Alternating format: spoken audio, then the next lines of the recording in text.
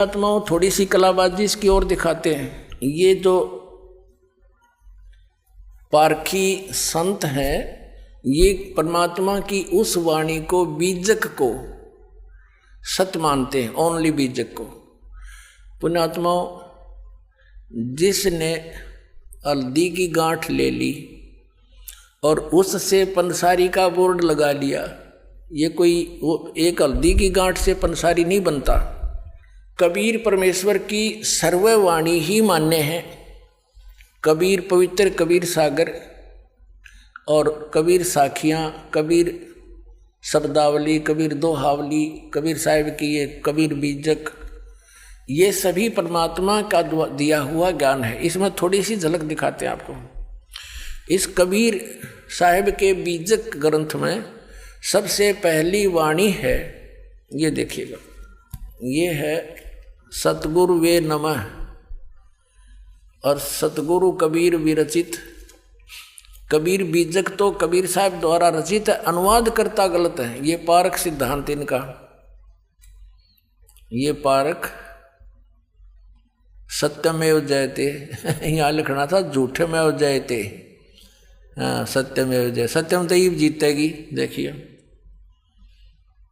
ये व्याख्याकार है अभिलाष दास, ये प्रथम भाग है।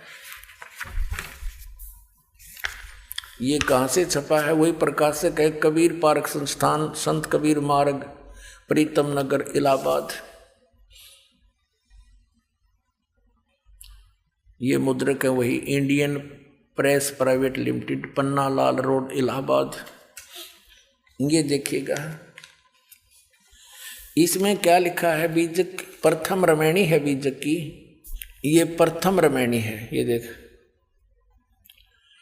इसमें क्या लिखा है परमात्मा ने कि अंतर ज्योत शब्द एक नारी, हरि ब्रह्मा ताके त्रिपुरारी,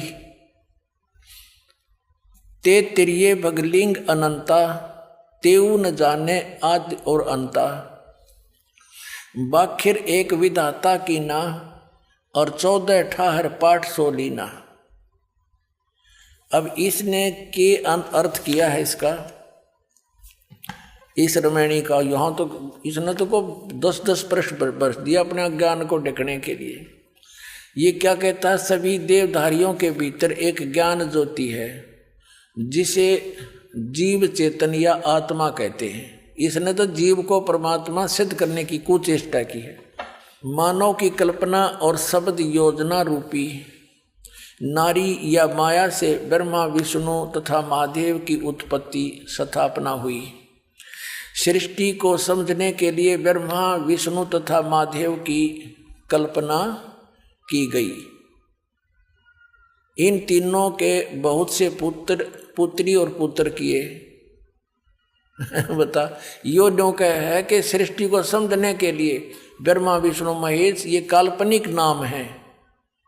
अपने आत्माओं, इसमें क्या बता है? इसके साथ साथ आपको दिखाते हैं दूसरे कबीरपंथी। यो भी कबीरपंथी को आता है, एक और कबीरपंथी एक बहन ने अनुवाद किया है, उसमें कितना अंतर है। ये है विवेक प्रकाशिनी सतगुरु कबीर साहिब कृत बीजक। बीजक इसका टीका किया है टीकाकार साध्वी ज्ञानानंद जी। ये कोई ज्ञान कौर होगी, ज्ञानानंद जी नाम है इसका। और ये कहाँ से छपा है ये देखिएगा, सतगुरु कबीर साहिब कृत बीजक, बीजक टीकाकार ये वही। प्रकाशक हैं श्री कबीर ज्ञान प्रकाशन केंद्र, संत कबीर ज्ञान मार्ग, सिहोडी है सिरसिया, गिरिडीह है झारखंड से, तृतीय संस्करण। और ये यहाँ से छपी है। अब इसमें क्या किया है इसने, इस बहन ने इस टीका को बहुत अच्छी तरह किया है। देखिए ये बीजक टीका, ये प्रथम रमैणी।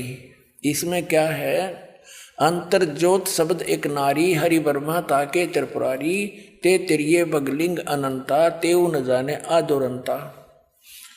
अंतर ज्योति सबके भीतर बसने वाली आत्म ज्योति नि अक्षर ब्रह्म पर, यदि यहाँ इन्होंने अनुवाद करे हैं शब्द अर्थ, सबके भीतर आत्म ज्योति के रूप में बसने वाले पार ब्रह्म परमेश्वर से आदि नाद और एक प्रकृति प्रकट हुई। अनादि और प्रकृति के संयोग से सृष्टि के आधारभूत ब्रह्मा, विष्णु ब्रह्मा और शंकर सतगुण रजगुण तमगुण उत्पन्न हुए। तत्पश्चात प्रकृति आदि सहित इन त्रिदेवों तीनों गुणों से अनंत श्री क्षत्रिय पुरुष हुए, परंतु वे लोग भी अंतर ज्योति परमात्मा को आदि के आदि अंत को नहीं जान सके। अब वाखरी वाणी, ये इस वाखरी एक विधाता की ना 14 ठाहर पाठ सोलीना, हरिहर वर्मा महंतो नाऊ, तीन पुन तीन बसावल गाऊं। अब ये अपनात्माओं इस अभिलाष दास ने तो मिथ्या कर दिया कि ब्रह्मा विष्णु महेश ये काल्पनिक हैं। कबीर साहब की वाणी स्पष्ट करती है कि परमात्मा ने अंतर ज्योति यानी ये प्रकृति जो है नारी, परमात्मा इस ज्योत स्वरूपी काल के शरीर में प्रवेश कर गई थी। वो परमात्मा ने इसको बाहर निकाला।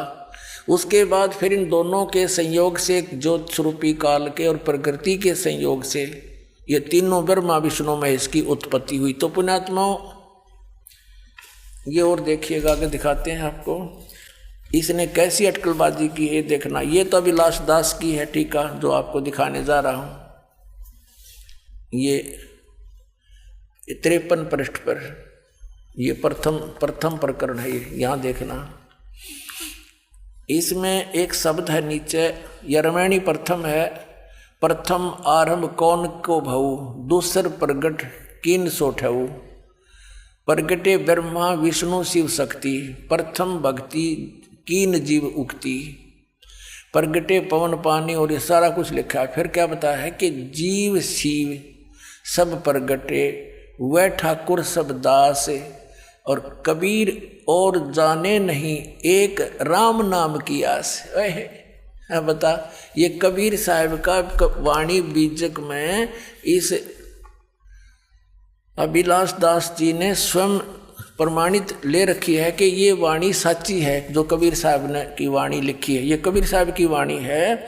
और इसने इसका अनुवाद कैसे किया अड़ंगा, देखो ये 54 पृष्ठ पर बीजक, इसने यहाँ अनुवाद किया कि जीव से ही शिव यानी ईश्वर देव आदि की कल्पना प्रकट हुई। ये काल्पनिक मानता है, पीछे से कल्पित पदार्थ ही स्वामी बन बैठे और कल्पना करता जीव उनके दास बन गया। कबीर साहब कहते हैं कि मैं और कुछ नहीं जानता, मुझे केवल उस आत्म स्वरूप की ही आशा भरोसा है जिसका राम नाम है। ये जीव को राम सिद्ध करने की कह रहा है, जिसका राम नाम है, और अर्थात मेरा निरंतर विश्राम आत्म स्वरूप में है। ये घुमा फिरा के कहना चाहे है कि जीव ही ब्रह्म है।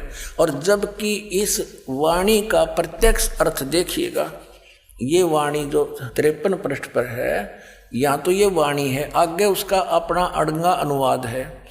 जीव शिव सब प्रगटे, वह ठाकुर सब दास। शिव माने परमात्मा, ये केवल शिव ये शंकर के लिए नहीं है।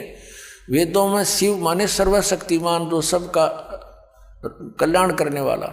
जीव और शिव सब प्रगटे, वह ठाकुर सब दास, यानी जीव तो उसके दास हैं, परमात्मा उनका मालिक है। कबीर और जाने नहीं, कबीर साहब कहते मैं और यानी तुम और मत जानो एक राम नाम की आसे। कितना स्पष्ट है। अरे इस नडंगा के करा देख, इस दुनिया के नाश करने वाले ने, अज्ञान का भक्ति का नाश करने वाले ने, जीव से शिव यो ईश्वर देव आदि की कल्पना प्रकट हुई, कल्पना, और पीछे से कल्पित पदार्थ भी स्वामी बन बैठे और कल्पना करता जीव उनके दास बन गए। कबीर साहब कहते हैं कि मैं कुछ नहीं और कुछ नहीं जानता, केवल मुझे केवल उस आत्म स्वरूप की ही आस भरोसा है। बता, आत्म स्वरूप की खाक भरोसा है, गधा का गधा ने के भरोसा बता है तेरा गधे भैया। अब देखो इसका दूसरी, इस बहन जी ने कैसे टीका किया है, ये भी कबीर पंथी है, देखना। ये आपको दिखा दिया था भी, बार बार इनके प्रकाशक दिखा नहीं पाऊंगा ये बाकी। अब इसकी तीसरी रामायणी में ये है, ये इस लड़की, इस बहन के द्वारा अनुवाद है। ये तीसरी, ये चौथी रामायणी नीचे है, ऊपर तीसरी का लास्ट में है, जीव शिव सब प्रगटे वह ठाकुर सब दास, और कबीर और जाने नहीं एक राम नाम की आस। अब इस बहन ने कितना अच्छा अनुवाद किया है। इस तरह जीव और ईश्वर प्रकट हुए, ईश्वर स्वामी हुए और सभी जीव दास हुए। सतगुरु कबीर साहब कहते हैं कि मैं अन्य किसी को आराध्य नहीं मानता, प्रत्युत सर्वाधार सर्वाधिष्ठान सबको प्रकट करने वाले राम के भजन की ही आशा करता हूँ। ये बिल्कुल सही अनुवाद है। और इस नास्तिक ने, इस भक्ति नाशक ने, इसने इसका के अनुवाद कर रखा है कि भाई फिर पढ़ो, ये अंग्रेजी जल्दी सी समझ में ना आओ आपका। अब ये फिर अभिलाष दास वाली पढ़ो आप, ये इसका प्रकाशक है ये। और इसके देखना, या तीसरी रामायणी, या प्रश्न नंबर 53 पर हमने पहले भी पढ़ी थी, एक बार फिर देख लो।